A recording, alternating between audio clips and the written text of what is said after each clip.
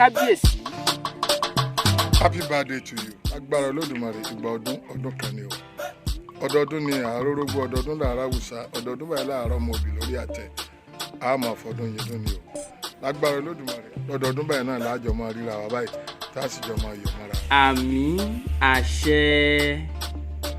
Thank you, veteran actor Alhaji Deji Akande Olúgbòjò, ọmọ wọn lóde Ọ̀yọ́.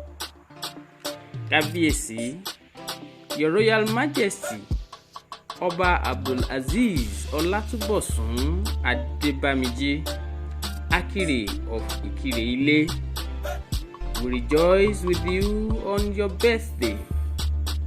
May God continue to grant you long, healthy, and prosperous life.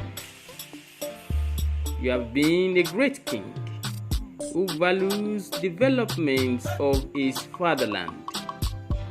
Kábíyèsí,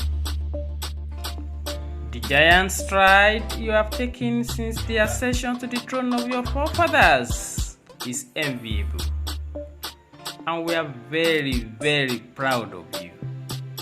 May God continue to grant you all it takes to take Ìkirè Ilé to the promised land.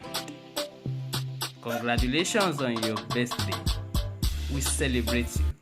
We shall continue to celebrate. May your reign continue to herald monumental progress and development. Kábíyèsí, àyọgbóntọrẹ, àdàgbàgbóntòsè, àtàrí àgara sángara mẹ́ta ntọ̀pẹ́. Ẹ pẹ́ bí pẹ́pẹ́ ṣe ń pẹ́. Ẹ ó pẹ́ lórí oyè ju àwọn baba ńlá yín lọ. La hawla wala quwwata illa billah.